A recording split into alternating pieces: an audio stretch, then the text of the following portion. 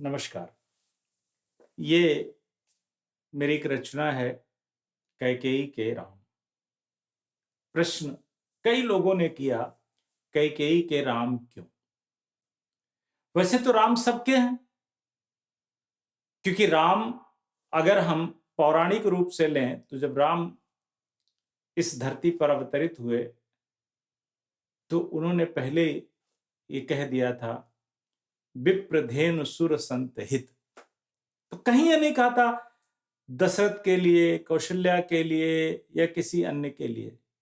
तो इसका मतलब है प्रत्येक व्यक्ति जिस दृष्टिकोण से उन्हें देखता है, जिस दृष्टिकोण से उन्हें अपनाता है, जिन मूल्यों के साथ उन्हें अपनाता है, उसके राम वैसे ही दृष्टिगत होते हैं। जहां तक ये प्रश्न है कि कैकेयी के राम क्यों, जो कि लोगों ने किए, तो उसका उत्तर वशिष्ठ बहुत अच्छा देते हैं। जब राम वन से पुनः अयोध्या लौट कर आते हैं और अपने गुरुवर से मिलते हैं तो वशिष्ठ कहते हैं, मैं एक स्ट्रेंजा आपको पढ़ के सुनाता हूं। रिपुंजय, हमारा लक्ष्य कालजयी था, अतः बहुत कुछ समय के गर्भ में रहना ही उचित था और अपेक्षित भी। बस इतना ही कहना समीचीन होगा कि मैं ये स्वीकार नहीं कर सकता था कि आप अयोध्या के राजमहल की सरस परिधियों के पीछे अपने जीवन के सार को तिरोहित कर दें, जबकि आपकी मजली माता कैकेयी इससे बहुत आगे की सोच रही थी।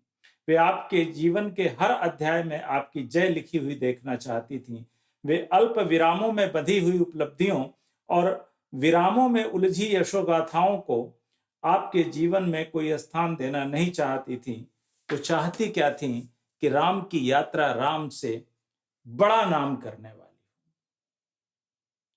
क्योंकि राम का जो वनगमन है, और उस वनगमन में अगर आप इस पुस्तक के 14 अध्याय देखेंगे तो राम का संवाद माता कैकेयी के साथ है, गुरु वशिष्ठ के साथ है, रावण के साथ है, मंदोदरी के साथ है, सीता जी के साथ है, निषादराज गुह के साथ है, केवट के साथ है, और तत्पश्चात अंत में अयोध्या वासियों के साथ है।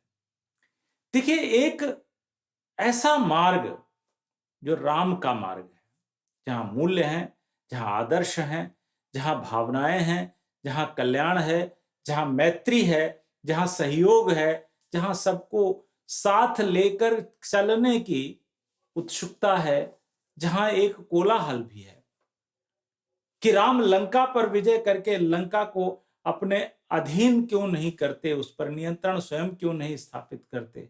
उसका उदाहरण मैं आरंभ में देना चाहूंगा कि जब माता कैकेयी ने राम को वन जाने का आदेश दिया, राम एक क्षण के लिए भी रुके नहीं और उन्होंने पिता और माता से आशीर्वाद लेकर के प्रस्थान कर दिया। राम जब वन जाते हैं तो निषाद राजगुह जो है उनसे ये आवेदन निवेदन करता है कि प्रभु, आप मेरे नगर में रहिए, मेरे राज्य में रहिए। राम कहते हैं, नहीं, मेरी माता का आदेश है कि मैं तापस वेश में वन में रहूं। राम जब वन में जाते हैं तो एक जगह नहीं ठहरते, चित्रकूट से पंचवटी, पंचवटी से आगे। तो आप देखिए कि त्याग का नाम राम है, तप का नाम राम है, और इस तप में जिनकी भूमिका रही वो राम के लिए सिर्फ उपाख्य नहीं है, क्योंकि उपाख्य होते तो राम भूल जाते। राम ने कभी किसी को भूलने की कोशिश भी नहीं की। राम सबको साथ लेके चलते रहे।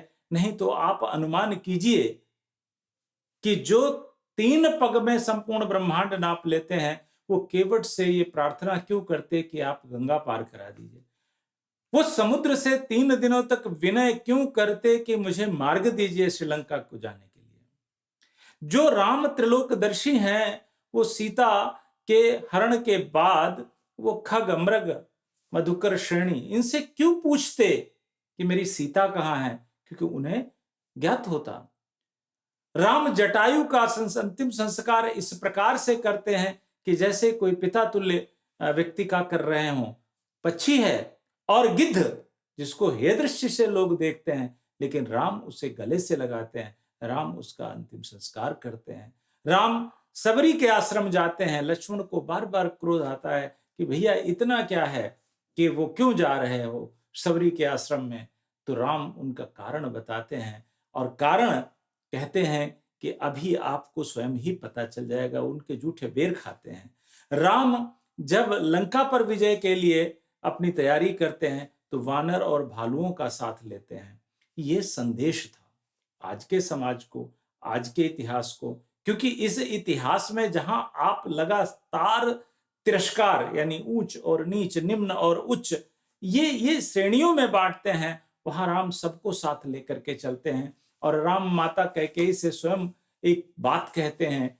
इससे आप इस पुस्तक की सार्थकता और कैकेयी के त्याग का अनुमान लगा सकते हैं। राम कहते हैं कि माता, यदि आपने मुझे वन जाने का आदेश पिताश्री के माध्यम से ना दिया होता तो मुझे ये पता ही नहीं चलता कि इस राष्ट्र की रक्षा सैनिक ही नहीं आटविक भी करते हैं, यानी वन के लोग भी करते हैं।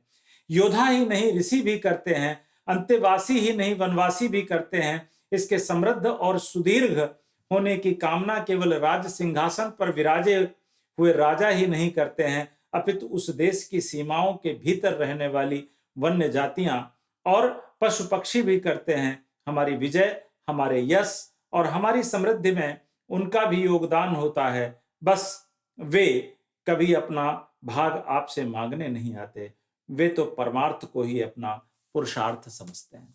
तो राम का पुरुषार्थ परमार्थ में था और राम निरंतर ऐसा करते गए। अन्यथा आप विचार कीजिए कि तुलसी ने लिखा कि जब गुरु वशिष्ठ नामकरण के लिए जाते हैं तो कहते हैं सो सुखधाम राम असनामा, यानी इनका नाम राम की तरह है, राम जैसा है, असनामा। और इसका मतलब था कि उनकी कल्पना में जो राम है, उस कल्पना में राम को राम के द्वारा स्थापित करना है और मर्यादा पुरुषोत्तम श्री राम ने स्थापित किया। इसमें बहुत अच्छे तरह से मैंने ढालने की कोशिश की है शब्दों को, वाक्यांशों को, और आप पढ़ेंगे तो आपको आनंद होगा। और आपके ही ये सहयोग का, सुधीजनों का परिणाम है कि पुस्तक का प्रथम संस्करण जो है वो अब स्टॉक में नहीं है और द्वितीय संस्करण आ रहा है 8 तारीख को। उसका पुनः जो है वो विमोचन है दिल्ली में। आप अगर वहां कहीं हो तो पधारें। राम राम, नमस्कार।